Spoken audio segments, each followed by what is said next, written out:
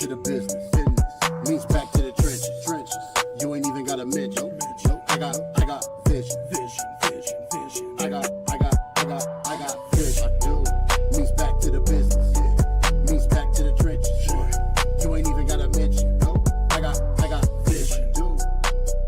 I got vision. I got vision. What? I got vision. Yeah. What's up, everybody? Welcome to the show tonight. We are back with you from the Self-Made Sound Studios. I am joined by JT and Uncle Juice for this special edition here on this Friday night. How are you gentlemen doing? Doing well. I had a good day today, man. I saw a new Michael movie with my sister earlier and went and hung out with my nephew for a little bit. So it's been a pretty good day. Hell yeah.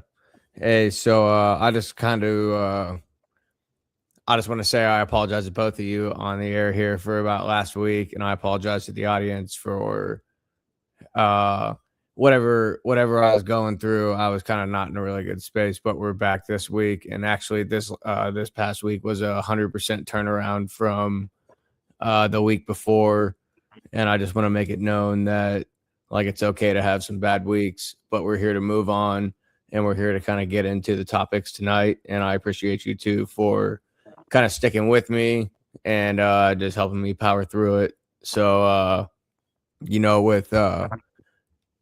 without much fanfare after that, JT, I know you wanted to get into this big signing here. That was also kind of an emotional roller coaster for the Cyclones this past couple weeks. Yeah, so I mean, TJ Otzelberger just kind of doing what TJ Otzelberger does, and just has his pickings from the state of Wisconsin. So really exciting to see Donovan Davis commit to Iowa State. I guess it was probably a couple weeks ago now. Really kind of not a whole lot of suspense to it, quite frankly. Basically right off the bat, I think by the last show that we did, we talked about all the crystal balls that Iowa State was getting for Donovan Davis. So obviously we're not going to see him in Hilton Coliseum for another year. He is a 2027 recruit. So don't want to spend too much time on it because we'll certainly have our chance to talk about him in the future. But just really excited for Otzelberger. With kind of TJ getting locked in and this commit, it's just really looking to be a bright future for Iowa State. I think depending on how you kind of grade the stars and the rankings, but Davis is kind of like basically the best or the second best recruit to ever sign with Iowa State. I think he technically has a higher rating than Omaha Blue, but he's a 4-star, but Omaha Blue was a 5-star. I don't know how that works, but obviously Omaha worked out very well. Changes. So, yeah, so I think for all intents and purposes, considering how Blue turned out, we can consider Davis the best recruit in Cyclone history, and so sure looking to have a better future than what Omaha had. So yeah, really looking forward to the Donovan Davis era in Ames. Yeah, the one thing I want to add, Juice, before I kind of get your opinion on this as well, is in that class they are also adding Josiah Harrington, who has been committed to the Cyclones since September of 2024. They signed him as a new sophomore, and I think he was considered a top 150 at one point. He has jumped all the way up to number 45, so he is right there with Donovan Davis in that same class. And I guess the one point I want to make is that you can almost kind of see the way that TJ is kind of crystal balling his future with the way he wants to build his team based on what he knows, what he has now, and then what he wants to build in the future. Juice, I'm just kind of curious as to how you see the way that they're building these teams. Donovan Davis is right now listed at 6'7", 200, and Josiah Harrington is 6'5", 170, and they both have 1 year of high school still left to play. Well, to make a jump like that from, I think you said 155 to like in the top 50, and it just goes to show his commitment to excellence and that he wants to be great at his craft. Um, Iowa State's recruiting class is really an indictment of the state of Wisconsin. There's no way that somebody should be able to come into your state and just pilfer and plunder everything that's in your cabinets. If I'm an athletic director in the state of Wisconsin, we really got to evaluate the talent better in state and the recruiters that are in like. There's no reason the dude should be Yeah, 5'10". just the one thing I want to tell you, JT, I don't know if you saw this stat, but Wisconsin has missed out on like the last 17 top 100 recruits to come out of the state of Wisconsin alone. They haven't gotten a single one of the last 17. And the Wisconsin athletic director quit a couple weeks ago. So Could you imagine that happening in like the state of Florida or Texas or California? Like you would get packed up Indiana. you would get packed up so immediately you'd be at the airport before your bags got there. Like nobody should have a pipeline from Iowa to Wisconsin that heavy to where you are just basically slaughtering your in-state recruiting. It's a huge indictment on the state of Wisconsin's athletic directors, but a shout out to Wisconsin and all the talent that they seem to have there. Like you always hear, oh, it's not a bunch of talented people or a bunch of black people in Milwaukee, but for some reason they keep finding athletes, they keep finding players, and really it just goes back to what we talked about a few weeks ago. Like Nebraska, Iowa State making the tournament was nice, but now you need some players with some athleticism. You need some plug-in players. It's like Al Davis used to say, you need size, height, and speed. And I can't think of any sport where you need that more than basketball. So to get, a 6'8" commit, and hopefully he stays committed with these kids these days. You never know. You might get a Rayola situation where he commits, decommits, commits, decommits. Let's just hope that he stays committed. He sees what y'all are doing as a program, and I like the way that y'all building. Y'all seem to be building to at least get back to where you were, but the goal is always to go harder, go farther. So, based on what I've seen, yeah, y'all looking pretty good on paper, but we don't play on paper, but when you see the paper and it looks good, it at least gives you hope. yeah, and I think it's a real credit to Otzelberger how he continues to build a balanced roster from balanced sources of talent. I know it's kind of some coaches are pretty on the record as being a little bit jaded towards high school recruiting just because on how heavy teams are relying on the transfer portal, which has actually led to some lower schools and even some maybe less funded major schools like Iowa State to go after some high school guys that they wouldn't have been able to get 10, 15 years ago. So I give TJ a lot of credit of sticking to the game plan of kicking it old school and still developing guys from high school. It, I think it's still important. I mean, you look at a guy like Killian Torre last year. I mean, you can still win with true freshmen, and even if they're not like 130, I think 131 was his composite. yeah, so I think it's a huge credit to how TJ Otzelberger not only does TJ Otzelberger continue to build throughout the high school ranks, but something else that maybe you guys have noticed is that TJ Otzelberger locks things up pretty far in advance. Like Yeah. he's had high school recruiting classes finished. It was a couple years ago where he had basically one to 2 years of recruiting classes done, and he was able to focus That's when on he high went school after sophomore. Harrington. Yeah, that's Yeah, when he went after Harrington. and so that really, I mean, you just look at how fast he locked up the transfer portal guys this year. Otzelberger just has that ability to really think ahead and get guys locked up. Because yeah, like you said, if you lock up your high school seniors and your high school juniors really quickly, that of course allows you to start to build those relationships with high school sophomores and high school freshmen. So, which is what I'm guessing is kind of paying off here with guys like Donovan Davis, and TJ has a couple more guys. Jamarian Bateman is one of Yeah, them Jamar, from the and state of obviously there's a Wisconsin. couple guys from 27 as well that they're going after now. I think Jack Conan is their next target too. Is from the state of Wisconsin. So so it's just a credit to Osselberg. He's kept a balanced approach and he's kept ahead of his recruiting classes. Well, it's a Yeah. good thing into recruiting with a strategy. I play a lot of college football and I like to rebuild like really crappy teams. So I'm usually like East Carolina or Texas State. And you get, 35 recruit slots. You want to get all 4 and 5 star, freshmen to come in and they'll be there for 3, 4 years, but you kind of have to find a balance between, okay, I want like 10 freshmen to come in and 15 transfer people or 15 transfer people or 15 regular recruits and 10 transfer people. Like, and then I wonder if it's like on the game where it's you got a 3 star guy and you've been recruiting him all year, but all of a sudden somebody comes up in the portal and this dude used to be a 5 star recruit you was trying to get 2 years ago, and all of a sudden you got the opportunity to get him. So you get rid of the high school guy for the proven guy. Like, he seems to have a good strategy of getting his high schoolers in advance, and then that way he can fully survey the transfer portal to get the best plug-in players.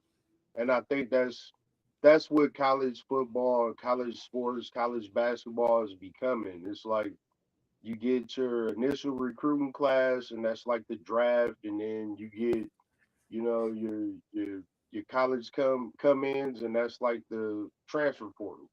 So it's changing the way of sports, and a lot of things are going to be navigated differently in the next few years. I just hope they find a happy balance to where people aren't just hopping ship just for better opportunities as opposed to going to the best opportunity to get you to the next level. And I think another thing about it is, by having these kind of sturdy high school recruiting classes in place, it also allows you to not live or die by the transfer portal. Like you're not worrying about your season blowing up if you don't get these. If obviously this transfer portal has really turned into a fast paced thing. But I mean, you already had Killian Torrey, you already had Jamarian Bateman. Obviously, I'm very, very happy with what TJ Otzelberger did. Um, but because they had that foundation in place, TJ Otzelberger wasn't having to stake his next season on what he was able to do in just a short period of time in the transfer portal because he took the time to build those high school recruiting classes. Right. Yeah, well, if you guys go ahead, Juice. Well, it's like my cousin always said, proper planning prevents poor performance. If you got things mapped out, you know what I'm saying, when you get ready to execute it, you should at least have like 50% of what you needed already in place. And with that being said, there's a reason that he's only getting guys to commit to Iowa State, knowing damn well that they're going to have to run dead sprints in the middle of June right outside Jack Trice Stadium at 6 a.m. or 5 a.m., whatever time it is, all throughout the summer. That's why he rarely allows anyone on campus after like signing day, unless or after, I guess, the initial season opens. Like, he doesn't allow anyone to come in mid-season or close to before the season starts, because like he wants someone that's going to want to be here and knows what they have to go through. Smart strategy. And I guess I'll use that to move into this. With that being said, another guy from Milwaukee, Mr.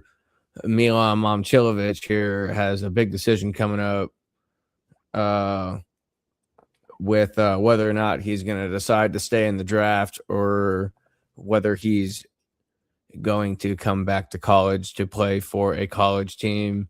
JT, the one thing that everyone's been pointing out all week, everything we listened to, is he is officially listed at 6'8", and nothing short of what he was listed at for the last 2 seasons. and for whatever reason, that seemed to be a mind-blowing thing for a lot of people, but I guess it's the way that they do it there in Ames. Yeah, I think you kind of hear about how Otzelberger doesn't lie when his. I guess these guys only get measured when they're freshmen when they come on campus because obviously on the flip side, Joshua Jefferson got hurt by his measurements. Jefferson had been listed at 6'9" Yes. his entire career. He came in at 6'7", which kind of surprised me. You never pictured Milan Momcilovic being taller than Joshua Jefferson, I but still don't believe but it, to be honest with yeah, you. yeah, so obviously it's nice to see Momcilovic lock in that 6'8". It's like one of those things where like even it's the measurement itself doesn't matter that much. It's just the shock, the recoil that you can get from it not being what you expected. And Right. that's why I appreciate that Otzelberger kind of goes tried and true and doesn't mess around with these guys' heights and plays it straight up. Juice, the question I got for you on this is where do you see a guy like Momcilovic fitting best in the NBA? And before I give you the chance here, he did shoot, I believe it was like 17 for 25 from three in his 25 shots in the combine. I think he was 8 for 10 from the free throw line, 22 for 30 on spot up shots.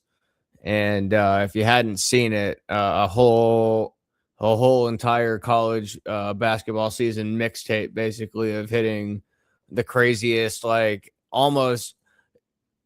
JT, I hate to admit it, it looked like an NBA three every time he shot the ball this last year. Like in hindsight, we should have seen this coming. Like we should have known after the first couple games. There's no way he's coming back. No. Yeah, he's definitely not coming back. He fits the modern NBA to a T. Absolutely. He's got a nice set shot. He can shoot the free throws. The 6'8", that's just like icing on the cake, man. Like measurements are kind of crazy to me because it's like, yeah, there are people like what's the name, Taco Fall or something like that. I think he was like 7'1". No, he was like I play 7'6". I play basketball better than that dude, and I'm 6'1". So for every Taco Fall, you get a Jalen Brunson who's like 6 foot nothing and balls out every year. So you can't measure a man's heart. It's kind of weird that y'all don't measure the players when they get to the facility. I would think they would be measuring the length of their fingers and all kind of crazy shit. So it's nice that he got listed as 6'8". Like he's pretty much already got an agent. Y'all already got y'all class set up. So I mean, he's good as gone in my opinion. I think a I sure team hope like so. Oh man, yeah. Antonio would definitely, be, in the wheelhouse of somebody like him, kind of a plug-in player that he doesn't need the ball in his hand at all time, but if you get him an open shot, he can knock it down. So Juice, the alternative he has right now, if he decides not to go pro, is Kentucky. The rumor is Kentucky, Louisville, or St. John's are willing to offer him $4 to $5 million to play next year. Or that's what he could be worth on the open market right now because he's technically the number 2 transfer available at this point, or maybe he's number 2 overall. I can't remember. It fluctuates between sites, but with it being this late in the season, the transfer season, he could command almost $4 million to come back. The counter argument would be that you just shot damn near 50% in a season.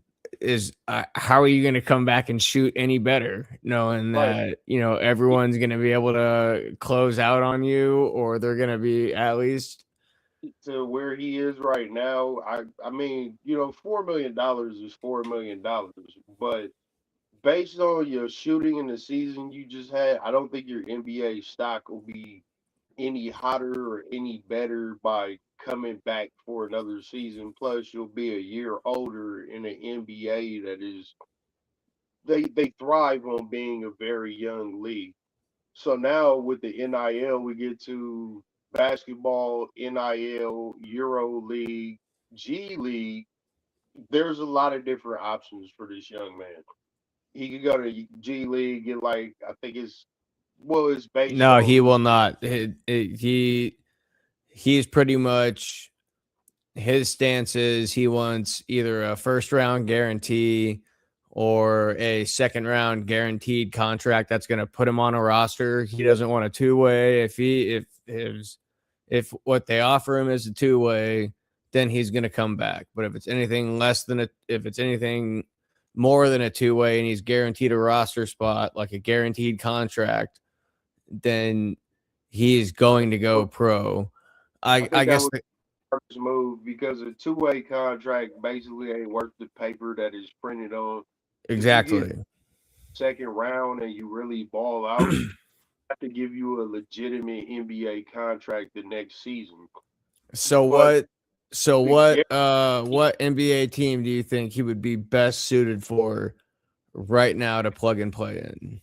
if you could get guaranteed to be a first round pick, I would definitely go to the league. Like, because your stock's not gonna get any higher if you go to Kentucky or one of these other. You might win a national championship, but I think your points and your production would definitely dip just based on the players that you have around you. But there's a lot of garbage teams in the NBA right now who just need bodies. Like, look at the LA Clippers. I could see him going there and completely balling out. Like, really, a lot of teams in the West, the bottom of the West is pretty trash. I could see him going to, a Phoenix or somewhere like that, somewhere where, he get a chance because they just got a lot of young talent and they haven't figured it out yet. But if it's a two-way contract, I would come back and get the NIL back. But if I'm guaranteed to be in the first round, you gotta take that and run with it because first round picks, they not coming in a dime a dozen, in the modern NBA. It's getting younger, it's getting faster, it's getting stronger.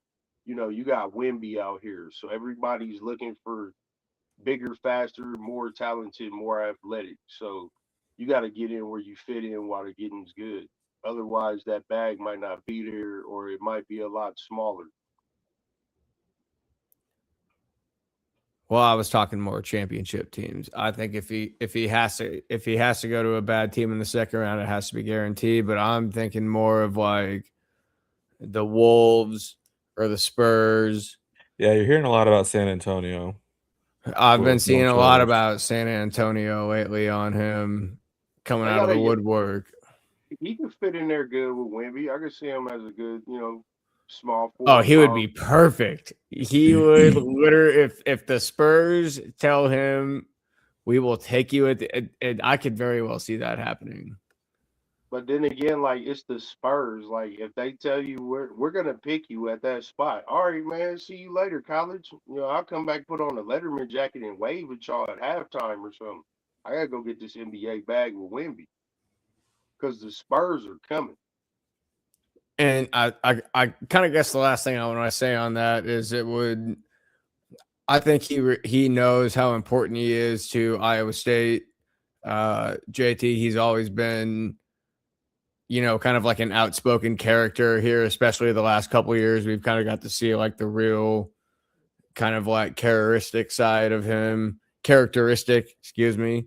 Charismatic, whatever. Charismatic. Same thing. There you go. You can go ahead and clip that, as Spencer would say. But I think it means he's kind of, to me at this point, as like a George Niang or a Jalen Noel or like a Tyrese Halliburton. I feel like he's always going to be. I just don't see a world where he comes back unless he just gets devastating news, and he hasn't put up devastating performances here at the combine. Yeah, it would definitely hurt my heart if he went somewhere else. It just wouldn't feel right. And I would say the other, yeah, I don't know. The other thing about it, I don't know if this would happen just because the transfer portal stuff turned out so well. I don't know if you would get some heat on Otzelberger from the fan base because basically, I guess reading between the lines, I mean, I don't mean this in a bad way, but it almost kind of seems like that TJ told Momcilovic to kind of just go. More, like I said, I know that sounds kind of bad, but so it's one of those things where if Momcilovic does end up coming back to college, are there going to be some Cyclone fans that are like, well, why didn't we wait on this? Well, why couldn't we have of all these guys that we were locked up in the transfer portal? But you could we can't have afford to pay him told one of $3 them? million. Right. Let's be real here, people. Yeah, so I don't know if that would happen or not, but yeah, I guess going back to the original point, it would hurt to see him somewhere else, and hopefully he sticks in the draft. Yeah, we'll hope for the best. He has until May, I believe it's May, either May 23rd or May 27th. I can't remember off the top of my head. 27th. So right before Memorial Day, so we can either be in memoriam Right of our sorrows that he came back to college, or we can be in memoriam of one of the greatest Cyclones of all time in Milan Momcilovic. Only time will tell. Well, we're almost 25 minutes in. Well, we're almost 30 minutes into the show at this point. We haven't thanked any sponsors yet, so I'm sure Young Bakes is going to be blowing me up here about how we took too long to get into the sponsors tonight. Sorry, brother, but with that being said, you can check out the Self-Made the Label Hybrid.com for our official merches from Hybrid Promotions and Self-Made the Label Music. We always got new merch dropping. Vic is always in the lab cooking some shit up for us. You can use the code JT and the code SLIM to get 15% off on your order. Juice, I still haven't heard back yet if we got something for you, but use one of those codes. And if they don't give you something for Juice, then just send us an email and we'll make sure some shit happens for you. Maybe we'll give you 25% off if you do that for us. And then before we move on, we also want to give a shout out to the Mic Check downtown here coming up Wednesday, May 20th. That's actually next week at Shammy's Pub and Grill. Self-Made the Labels own Brody One will be performing there, as well as Jay Lively, Austin Believe from Self-Made, and a bunch of other artists with Dread and Strange making a performance there. So if you're in the area, come out, check them out. It's going to be a great show. Tickets are $10, or cover is $10. Excuse me. I got my notes wrong here. Should be a great show. You will likely see me down there if you're going to pop out. But shout out to all the artists involved, and shout out to Shammy's Pub and Grill for throwing on this event.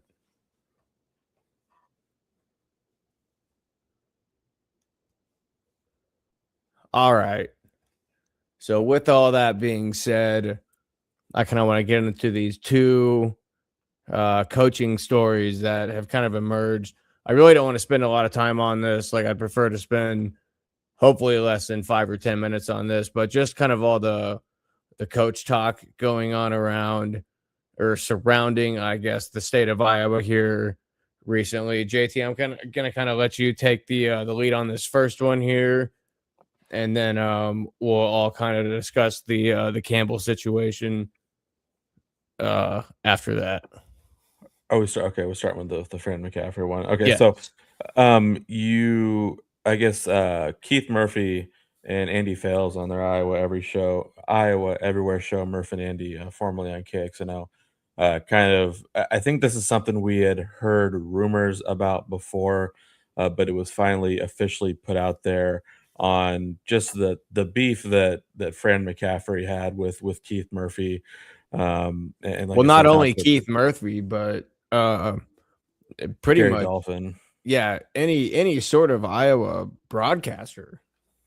Yeah, and so obviously the big story was, this is where it gets really disappointing. And obviously, for those in Central Iowa, know that the coaches versus cancer, it's a big event here. All the Big Four coaches, Iowa State, Drake, UNI, Iowa, get together and fundraise. The whole gambit. And Keith Murphy had previously been the MC of this event, but uh, because of some story that Keith ran on Sound Off about how Gary Barta gave Fran McCaffrey an extension but didn't announce it, and they had to FOIA it to find out about it. And Keith Murphy was kind of discrediting Gary Barta a little bit. I didn't even think it was that bad on Do you McCaffrey. It was remember more of an the indictment original? of Do you Barta. remember the original sound off? Did you ever see it when it happened? No, I saw somebody posted it a couple days ago. I watched a little bit of it.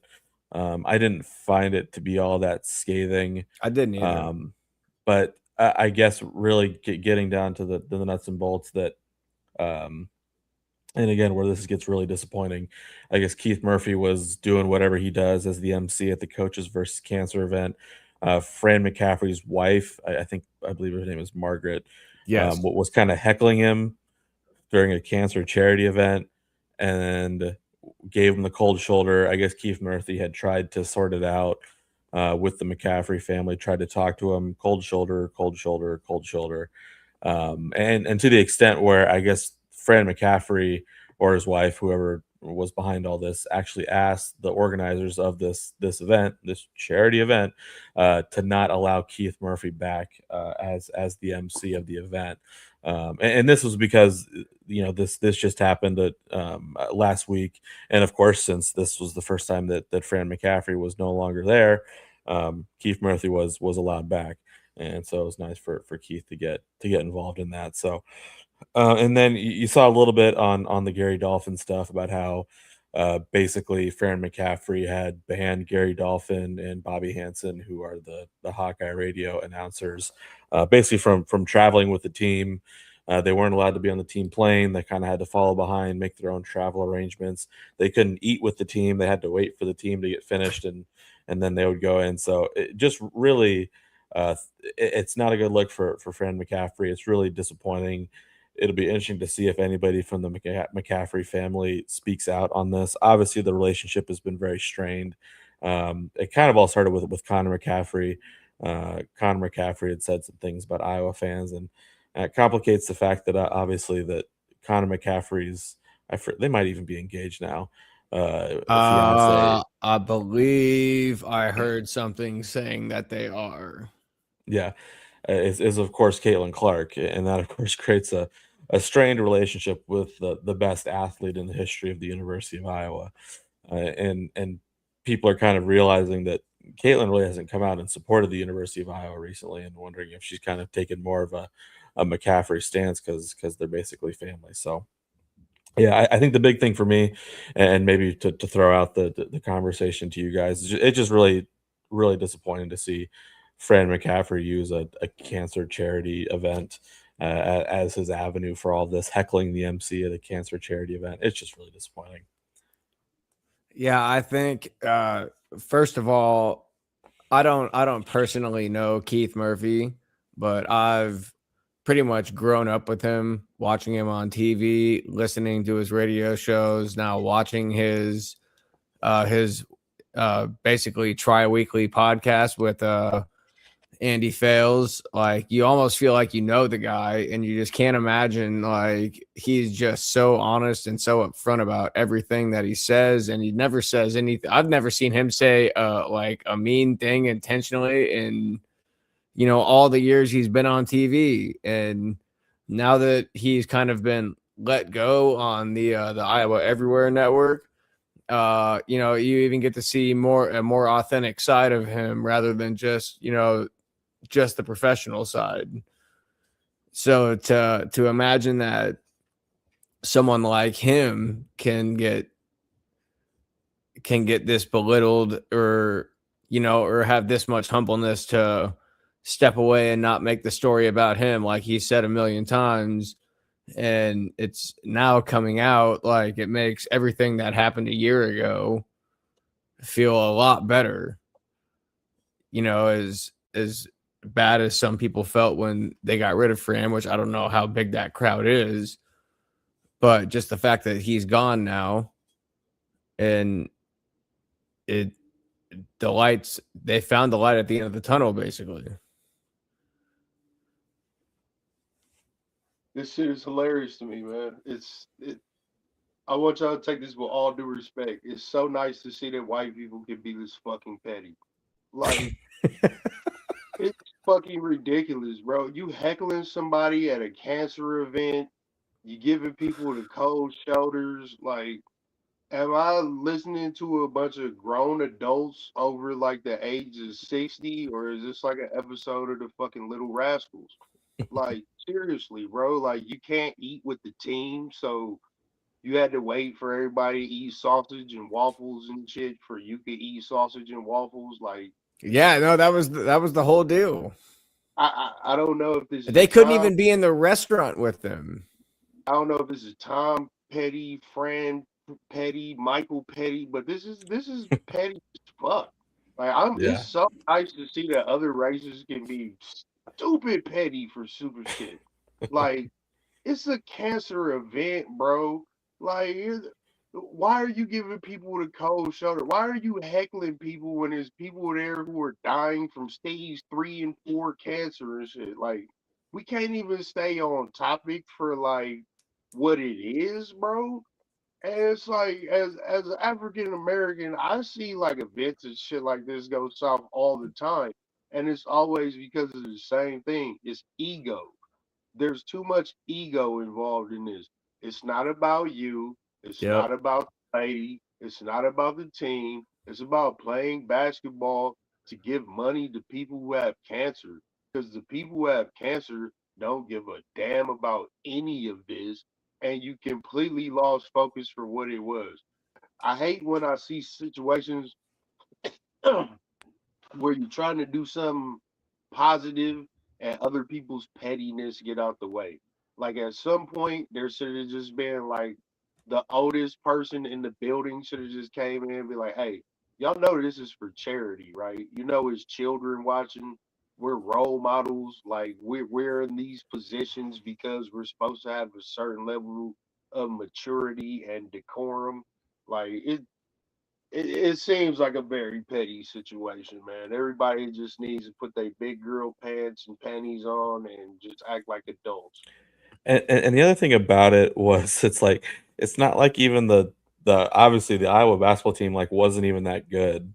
Like it'd be one thing if you look at like how Bill Belichick treats everybody like shit, but Right. obviously he kind of got away with it because he's one of the greatest football coaches ever. You kind of see that in sports where really good head coaches kind of get away with treating people poorly because of how good they are. Iowa basketball back then wasn't shit, so I don't know where Fran McCaffrey got off on thinking he could act like this. Like, bro, you're not Dennis Knight. Like, you don't have that type of swag or cachet to just crash out on people and it's gonna be cool, man. You lucky somebody and slap the shit out of him at that event.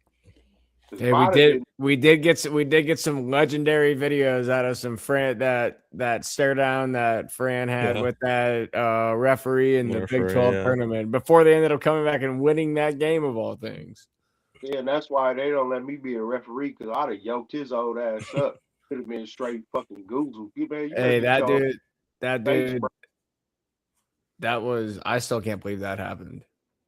I used to get into it with dudes that was like 6'11", bro. I don't give a fuck what height you are, what rank you are. Like, they put warning labels on things for a reason, bro. Everybody ain't built like that. You can't just go up and just voice your opinion on somebody and expect not to possibly catch a skibbity path or that type of energy. Some people, especially the older you get, man, old people from like 50s, 60s, 70s. Shit, man, you probably got an old grandpa with a key grip, man. He'll smack you across your mouth. He don't care, bro. Like, that's how things got handled back in them days, man. But we had a charity event, man. This for people with cancer. Everybody got to chill out. You get into the Caitlin Clark is getting upset by this. I didn't even know she was there. Like, come on, bro. Everybody just act like adults. Yeah, well, I guess if you want to talk about acting like adults, we can go ahead and move into JT. I guess what you would call the new profound awkward stage of Matt Campbell suddenly being very candid about things that he's never ever spoken about in his life in the prior 10 years, while also trying to give praise to Iowa State, but then also shitting on them at the same time. I wouldn't say verbally, but metaphorically, with the way that he's been speaking, especially with this new interview that came out. I haven't listened to the whole thing. I was curious if I haven't either. I quickly went through the article, and I guess the part that it's probably not even like the part related to football. The part that I thought was hilarious is I guess that Matt Campbell called Ames, Iowa, a food desert. yes, Which I thought was I was weird going because to then ask you about that. he explained he went on to state reasons that they're actually not a food desert. And obviously, Iowa State has plenty of. I Hold don't on, spend hold a on, whole lot hold of on, time. hold on. I want to tell Juice the punchline here. He said that now that he lives in College Station, he can shop at Trader Joe's. What? I don't think that's how that went. He Right? was. They got them in Omaha, bro. You just gotta get a map. No, when he was in Ames, I didn't. No, he basically said, wait, was that a fake quote? I thought he said something about how there was one nearby, but maybe I'm. Hey, Is as there long a Trader Joe's in Ames? I mean, maybe it was. Maybe I misread it. as So gotta go 2 hours to a Trader Joe's, I personally don't fuck Well, with they got Trader one in Joe's. West Des Moines, but he's a millionaire. yeah, I don't fuck with Trader Joe's, but I can definitely understand his plight. You know what I'm saying? If I can't get to a Walgreens or a Mega Saver, I got my own personal grievances. I hate that we don't have a Waffle House here, but that's a whole nother subject. Yeah, yeah. and So Just based on that picture, I ain't heard nothing dude said at all, man. Just based this on that, is maybe the most intense picture I've seen of him bro. outside of like an actual game. I gotta go into black girl magic on this shit. It's giving I got a new girlfriend energy. Like yeah, I, yeah. I got a new chick. She got a little bit of money. She take me to get haircuts. She just bought me some shoes and this hat. So I'm about to let my old girlfriend know you ain't shit. You never was shit. I wasn't shit when I'm with you. Now that I'm away from you, I'm eating better. I'm looking better. I'm putting on lotion. I'm showering 2 times a day. My whole life can change since I got away from you. You was cool, but my new bitch is better. That's Okay, Yeah, the yeah. inner I don't like all, that. You I don't. were bro. Go ahead. you were right, Josh. So here I'll just read the quote. So the quote says, and this is obviously Matt Campbell saying, "Hope for the people in Ames, Iowa, won't be mad that I say this, but sometimes you felt like you were in a little bit of a food desert in Ames, Iowa. So number one, there's multiple options for dinner here. There's multiple places to go out to eat, and the food has been outstanding. I think the biggest win for the Campbell family is there's a Trader Joe's in town, so that's been a monumental win for the entire family. That won me big praise right away, so I'm thankful for Trader Joe's. So yeah, you're right. I thought he was talking about Ames, Iowa in the quote. That doesn't even sound real. Yeah. Real quick, I gotta ask y'all this because I'm black. So I No, have hold to on, ask, Dre. Hold on. I don't like that. That was very accurate the way that you described all of that just now. That was very on the nose. what do they have at Trader Joe's just popping to the level where he had to put that in a His press kids are conference? millionaires. They can't Yeah, I eat don't know. Walmart food. I'm not a Trader Joe's guy. I've never even been to a Trader I've Joe's. never been in Trader Joe's. They got like 6 items that I need to like put on my to-do list because It's like he going to said, a Whole Foods. What was the last time you went to a Whole Foods? hey, Right. Whole Foods was good enough. Apparently Well, not. and the thing that I get caught up on is that, like, obviously Ames, Iowa is far away from Des Moines, but like State College is smack dab in the middle of nowhere as well. I mean, I'm sure State College is a little bit larger than Ames, so I mean, it's not like I mean, if he had taken that USC job a couple years Right, back that and would have made talked more about living in Los sense. Angeles, that'd be one thing. But like you traded Ames, Iowa for State College. Both places are kind of in the middle of nowhere. Ames is actually closer to civilization than State College. Maybe factoring the fact that I think that State College is a little bit bigger than Ames. But look at like anyone look at State College on a map. I don't know how like fans get there. Like like the closest city is Harrisburg that looks many hundreds of miles away. I don't know. But Well, hey, I guess they got a Trader Joe's and more than my one restaurant. I'm not a Trader Joe's hater. I'm not a Trader Joe's advocate. But Hey, you know what it was? They have a Chili's and an Applebee's. I have been to Pennsylvania, and y'all cheesesteaks is mid. So shots fired. Cheesesteaks was mid. The best cheesesteak I had was at the airport. Come at me in the comments. Oh But man. as far as Trader Joe's, like, man, you got a Whole Foods, you should be good. You rich, bro. You can get Trader Joe's shipped to your house.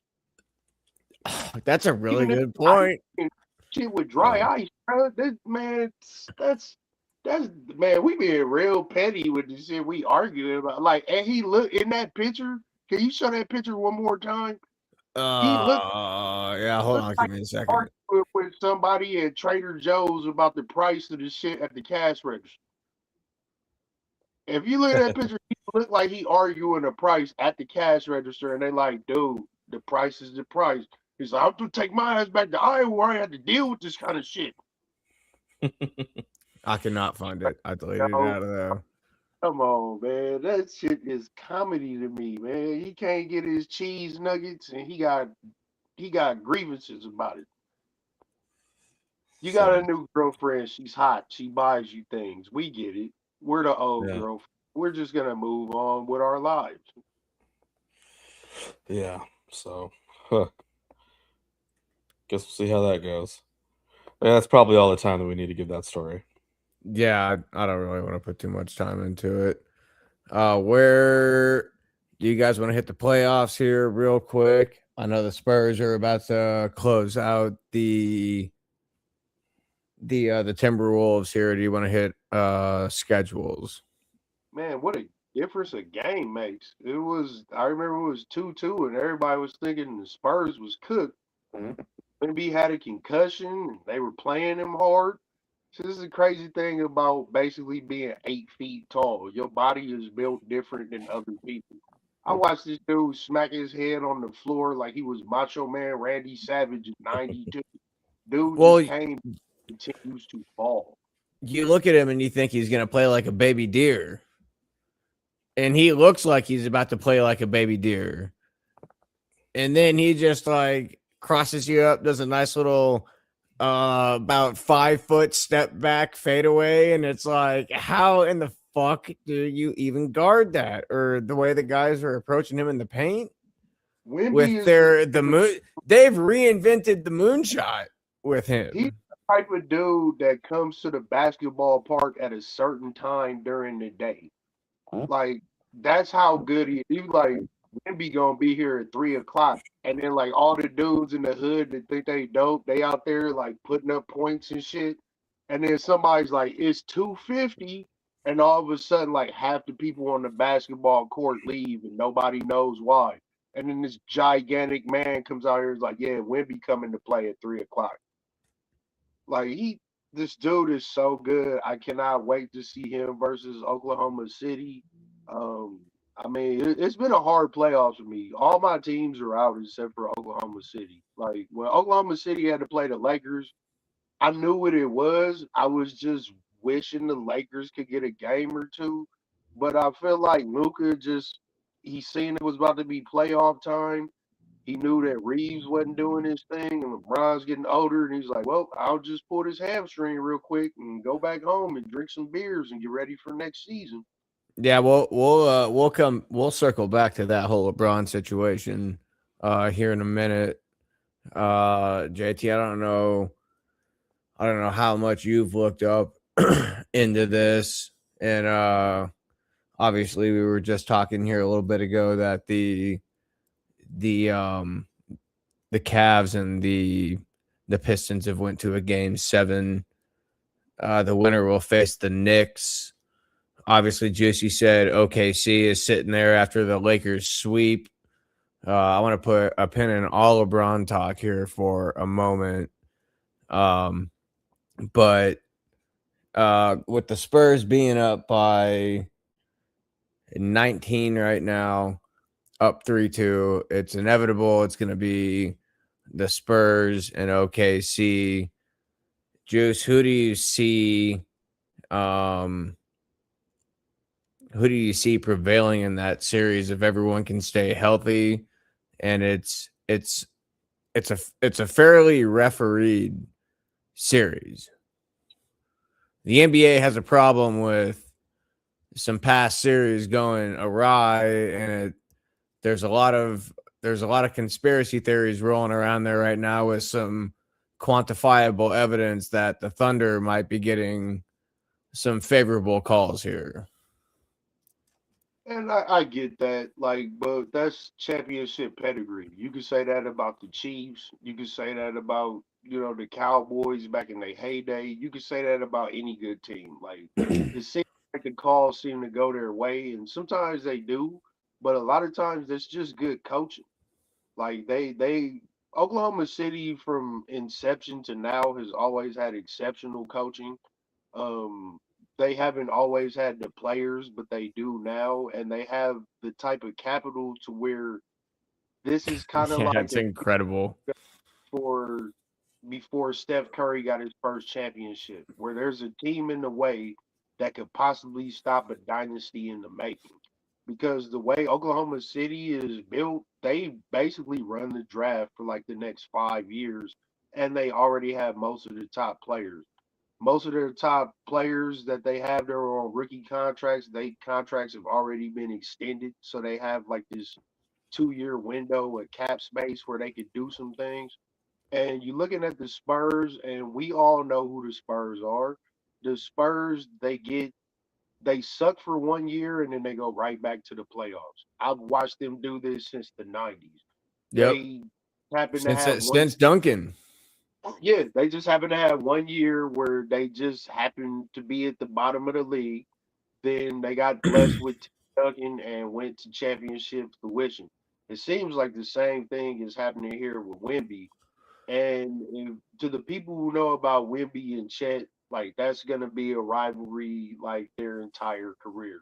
So I'm curious to see if Wemby can stop, the mighty OKC from going back and repeating. But I think it's gonna be a 7 game series. It's gonna be very hard fought. The refereeing is going to be in question all the time just because of SGA. SGA is just a human free throw. Like he comes on the court, he's going to get 10 free throws. That's just what it is. He's so good at getting and attacking the basket and making people hit him in contact, but we've never seen anything like Wembanyama. Like there was Sam Bowie back in the day, the guy who was drafted before Jordan. He was kind of like the closest hybrid to what this dude is. There's a good 30 for 30. Yeah, If he you was like ever, 7. He was like 7-2 or yeah, like 7'2", 7-1. 3 pointers, dunks, like the whole thing. Like he Yeah, how many championships did Sam Bowie win? right. And then you wait 20 years and you get Yao Ming. And then No, you you get wait, Manute Bol. You have Manute Bol there in the yeah, middle at one point. but you can't really compare Manute Bol to to Yao based on like the impact of what they did. Yao was a Yao's impact was crazy on the game back in the day. like he was like the fourth biggest player in China only because the NBA existed. But like globally, it's gonna be the same thing with Wemby. Wemby is like Yao Ming and Tim Duncan had a baby. I don't know where this dude came from, but wherever he is, y'all need to send more food there so we can get more Wembanyama's to come back from there. As Did you far know as there's a younger Wembanyama? yeah, and that's scary because like if his mom had I think his name is Alex. And see, and he's got way too soft of a name, which is going to tell you he's going to be a monster when he gets there. Any dude that's got a skill set like that with a soft name like that, he's going to kill you. They calling him Alex the Assassin wherever he's at. I promise you right now. And then you get to the Eastern Conference, and it's like it felt like it was going to be the Pistons and the Spurs. That's what a lot of people were thinking. But the Pistons, they have the problem that OKC had 2 years ago. They're too young to know where they are and what they're doing. They don't know about the past Pistons history because most of them weren't alive when the Pistons were doing their thing. So Mm-hmm. they have no fear because they're in rarefied air. It's like going to the top of Mount Everest. I'm not scared of a polar bear. I just climb Mount Everest. If there's a polar bear up here, he got to be just as winded as I am. But as far as the Cavs, like it's gonna come down to Donovan Mitchell and James Harden. James Harden, when he has more turnovers than assists, you're gonna lose every time. But if Donovan Mitchell just decides, I'm putting up 55 points tonight, you in for a long night. Yeah, I'm gonna use that to kind of move in here to our next little deal. Coming back to the whole LeBron situation, he's got a decision to make this off season. I don't know how well up to date or how real the rumors are, but if the Lakers, technically the rumors are that he might be willing to sign with a contender for the veteran minimum of like 15 million this year or this Well, upcoming season, maybe to play one more year.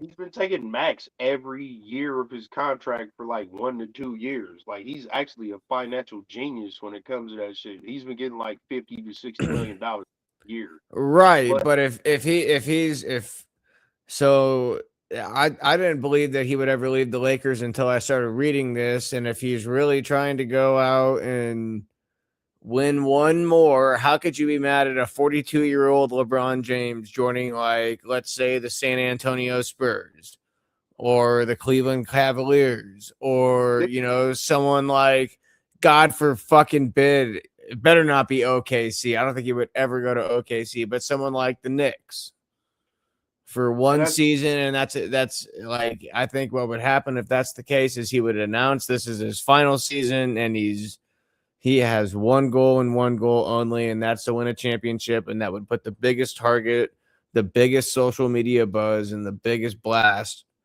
on his name that you could ever ask for, but it would also put the most pressure on his shoulders that he'll probably ever experience for the rest of his life.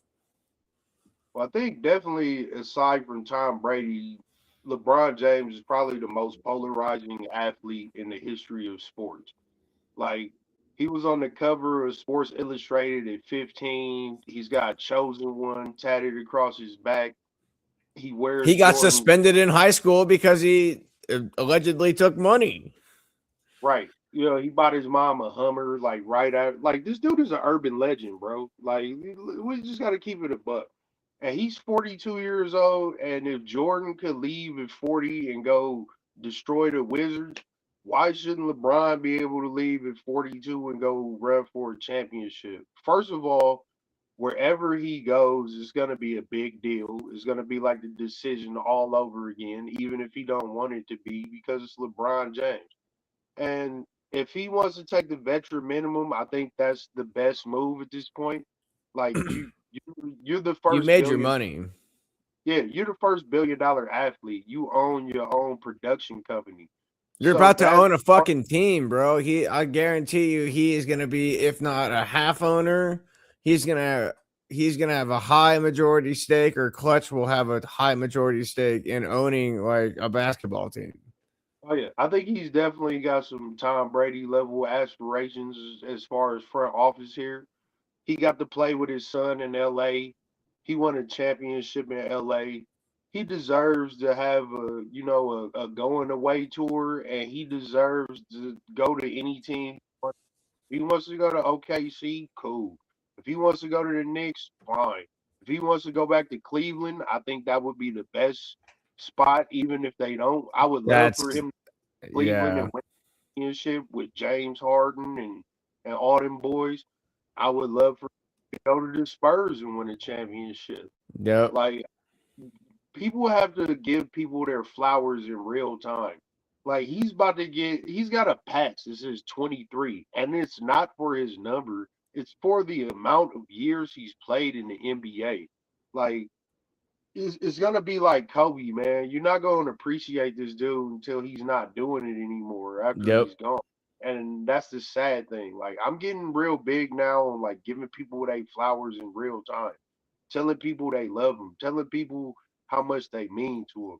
Because tomorrow ain't promised to nobody. Me, you, or anybody. So for his career, his longevity, what he's put in for the sport, he should get to go out on his own terms. And I feel like every city he go to in that last year should give him his flowers and kiss his ass, because we're not going to see another LeBron James. There's never going to be another player who's going to play at this level for this long. Yeah, and I think you make a really great point with not appreciating a player while they're here. And that kind of takes me back to the way I kind of thought about Kobe, growing up.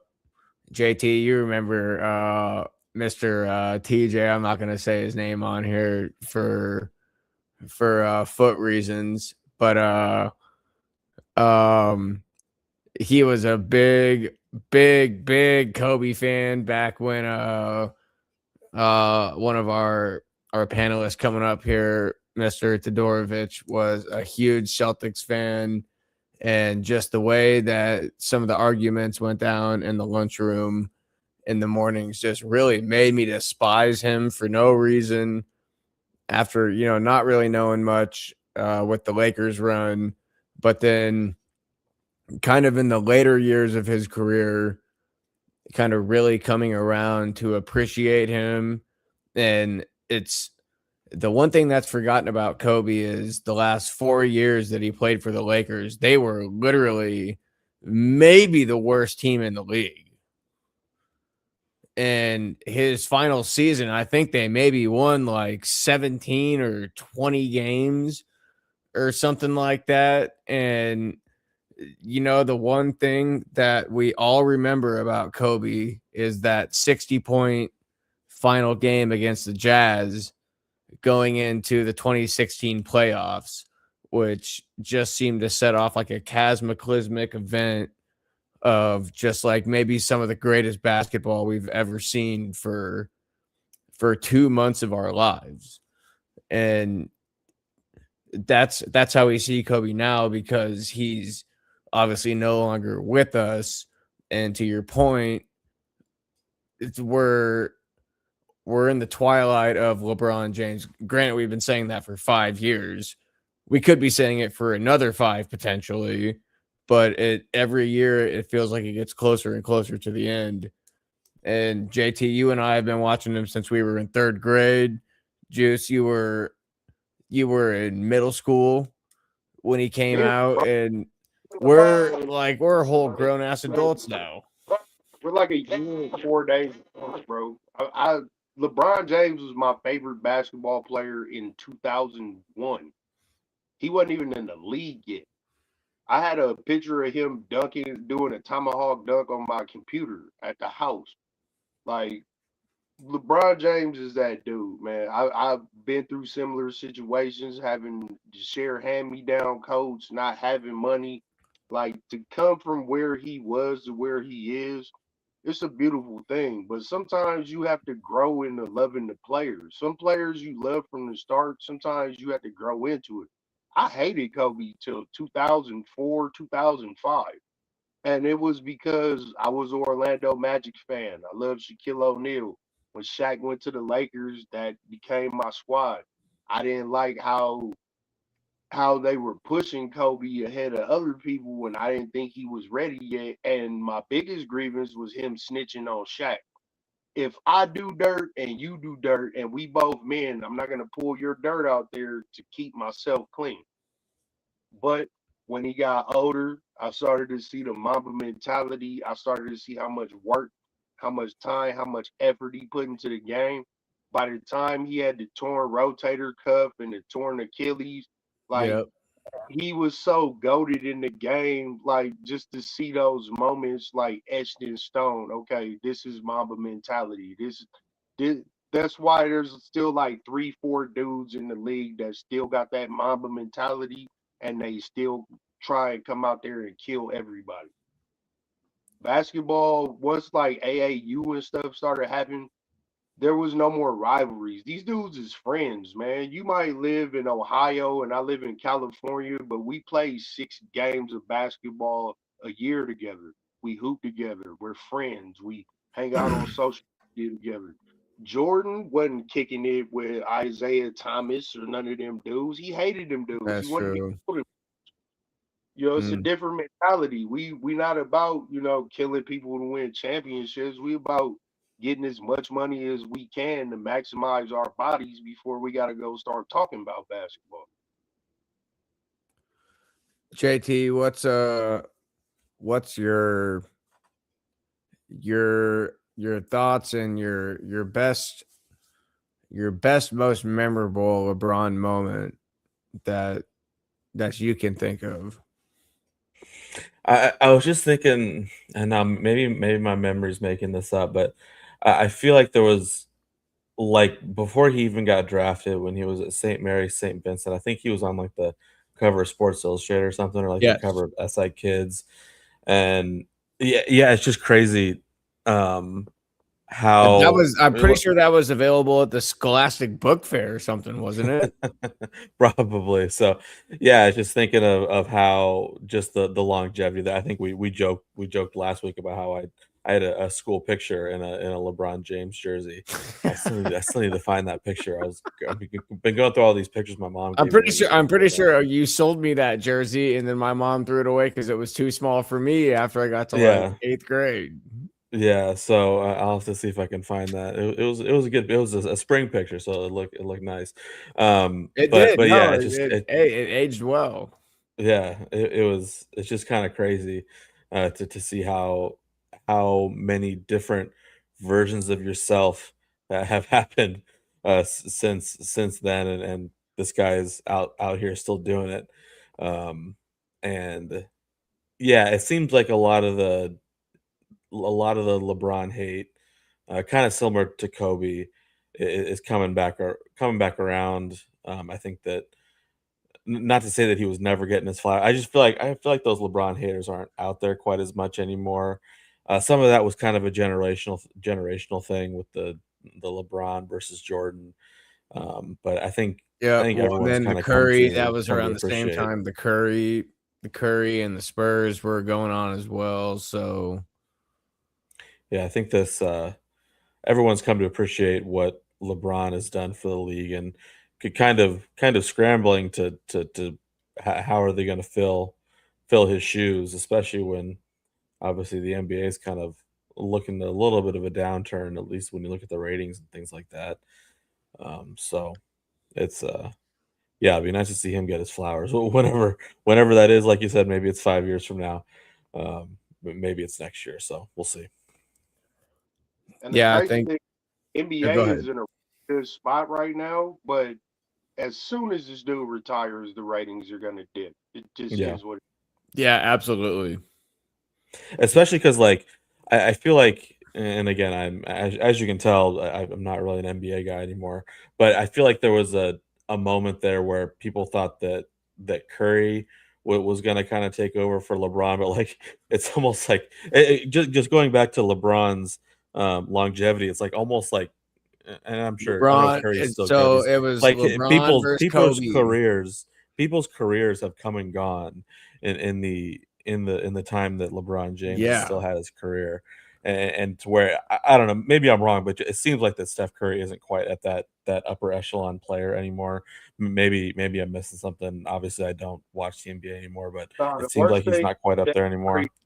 when Klay Thompson left. As soon as Klay Thompson left, that was the beginning of the end of that dynasty. Yeah, Like the Well, Splash Brothers so hold on, was Juice. Hold on. Let's go all the way back to let's go all the way back to 2003. He went to the finals against maybe one of the greatest Spurs teams of all time, and dragged a team that was literally sewage water to the finals just to get swept. Mark on the legacy. And in that same season, that was the year that he scored the 25 points against the Pistons in a row and sent them to not only overtime but double overtime with late game clock shots. Fast forward a couple years after that, he had to go up against the Big Three. Fast forward again after that, he still had to go up against the Spurs because somehow Tim Duncan's still doing it. Well, now he's got to go up against Kevin Durant. Well, now he's got to go up against the Warriors. Well, now not only does he have to go up against the Warriors, but they've added Kevin Durant to the squad. Okay, well, maybe that's over. Well, now he's got to go through, we're looking at the last couple years, the Thunder. He is the one player that teams were built just to beat him specifically. Yes. You can look in the Eastern Conference 10 years. Every team that was constructed in the Eastern Conference was to beat LeBron James, and they still failed. And how many times has a player made the Eastern Conference Finals? Not just once, but twice. Like, to show you how dominant he was in the Eastern Conference, when he left, the Toronto Raptors won the championship. It's Just crazy. so- It's crazy how it went from the East is weak to the East is wide open. Like as soon as he left, he was choking people like a Popeye's biscuit for 10 years in that conference. He was the Draymond Green of the Eastern Conference, just choking everybody lifeless. Whole teams were built to stop this man. You can't say he's not a GOAT when that's the case. People weren't building whole teams to stop Jordan. They just knew what it was. If we get to the finals and we got to play Jordan, we're cooked. People was like, if we get to the finals and we play LeBron, we have to go get the best player in the world, not named LeBron, to beat LeBron. Like, to me, my two biggest thoughts of LeBron, one is on court and one is off. My favorite play of his is definitely the block in the game when they came back on the Warriors to win the championship. Yep. To me, one of the greatest plays in NBA history. Yep. And To the Kyrie 3. My first time in Las Vegas, LeBron, it was right after the decision.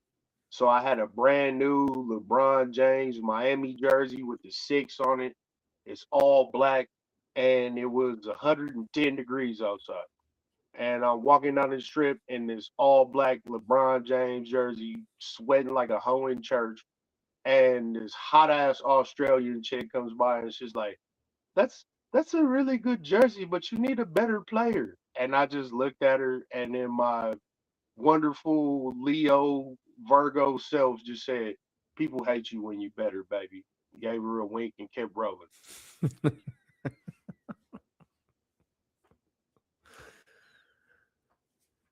All right. Well, I'm going to take that to be able to turn it into this question for both of you.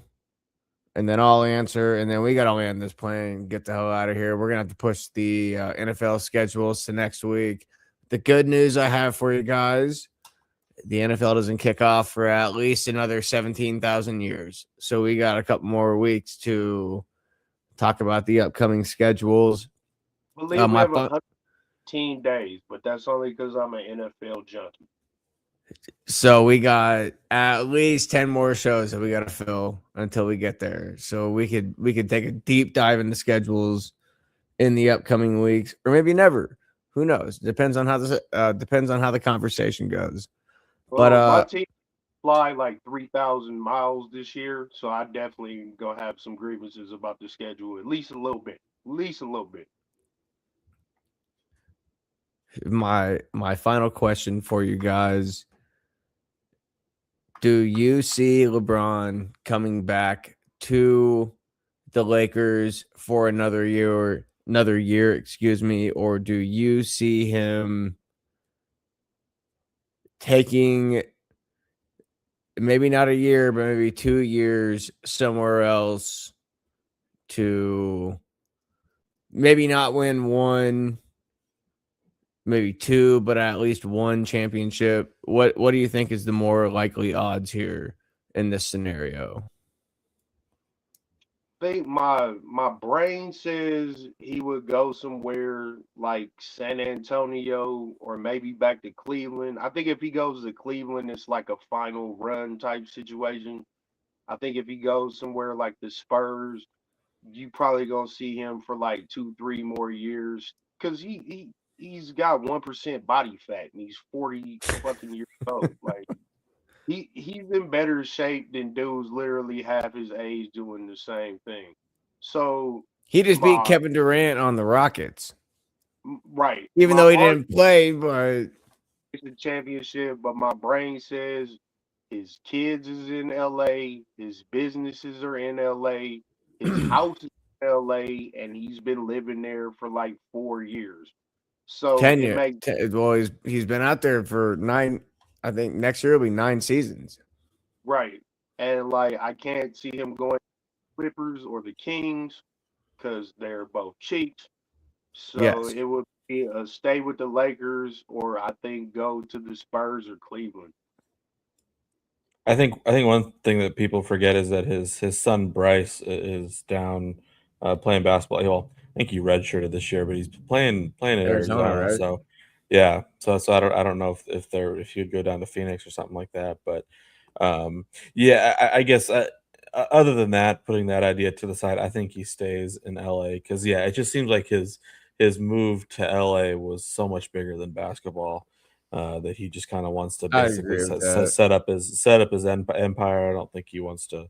I don't think he wants to leave that at this time, especially with his son there. So yeah, Yeah, he's kind of really submitted his legacy to, what it is already. And the fact that he made that move 8 years ago, knowing, so you have to imagine that he thought this was already in the plan 8 years ago, that he was going to play this long. And Bronny's good enough at 12 that I can see him playing in the NBA, or 10 that like I could see a path for him to get to the NBA or at least make a roster, make a run. You make a really good point, JT, by saying the whole family is there and they've established themselves. I tend to agree with you. It's probably going to be, well, I guess both of you. It's probably going to be the Spurs or the Cavs. I think New York is way too far across the globe for him at this point to, essentially spend 6 months out of the entire year away from the entire family. It could even be more, based on how long it goes and not, being able to fly back or at least have the family fly down to you easily. I mean, He'd that's have been probably what a 5-hour flight. New York is cold, bro. I've been to Madison Square Garden. New York is cold, bro. When that air hit Niagara Falls and come from Canada, that shit hit different. So I I think can't if you've keep going back to a cold weather city unless it's Cleveland. Cause like I feel like if he was gonna go to New York, it would have already happened by now. Yeah, that's what I was gonna say. I feel like if he was a little bit younger, maybe he would go to New York because I feel like obviously to get into his mind a little bit, kind of getting the Knicks a championship is becoming a little bit of a white whale, and so I like that just like a career you look at like when Yeah, Theo it'd Epstein be an left the accolade Red for him. Sox. Well, when Theo Epstein left the Red Sox to get the Chicago Cubs a World Series, it's kind of like that Yeah, kind of that's a thing. great But point. I feel like that's just probably too far gone at this point. Like he would have Well, needed to have done that a couple years ago. and then what happens if they don't get it?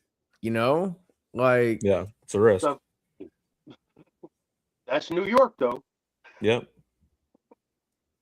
yeah, I So guess we'll see how it goes. We know how New York usually does in the postseason outside of the Yankees at this point. Big swings and big misses. They did get hardball for the Giants though, so maybe it's looking up. that's true. All right, All fellas, right. I think on the land Yeah, this plane. I was just about to Get say, hey, you up. want to take the hold on. We gotta We got to give a shout out to Brody one again real quick here before we get off. Please go see my man. He's doing big things. He's really excited about his show, man. Go see Brody one. Go get you a couple drinks, man. Have a good time. Thank y'all to everybody who watches the show every week. Thank y'all for just the support. Thank you for Hybrid Promotions for putting this out here for us and giving us this platform to do this. And thank you for listening to us, man. There's a lot of people you could listen to talk about sports shit, but you chose us because you chose the best. And one thing I want to sneak in there, I almost forgot.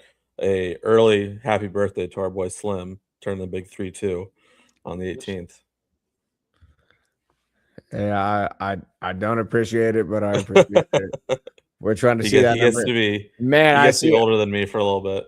I see why the old folks get madder and madder when you remind them about how old they're getting, because man, it's starting to get to me a little bit. Yeah, I feel you. Right around the corner, brother. So it is what it is, man. You get older, you get wiser, brother. Beats the alternative. Hey, you ain't fucking lying. Sometimes that number don't change, and that's not a good thing. Correct. Hey, well, like you said, we appreciate you guys listening. I appreciate you guys for the shout out. As Juice said, thank you to Hybrid Promotions. Thank you to Self-Made, the label music. We are coming to you from the Self-Made Sound Studios. As always, my brothers, JT, Uncle Juice, with me.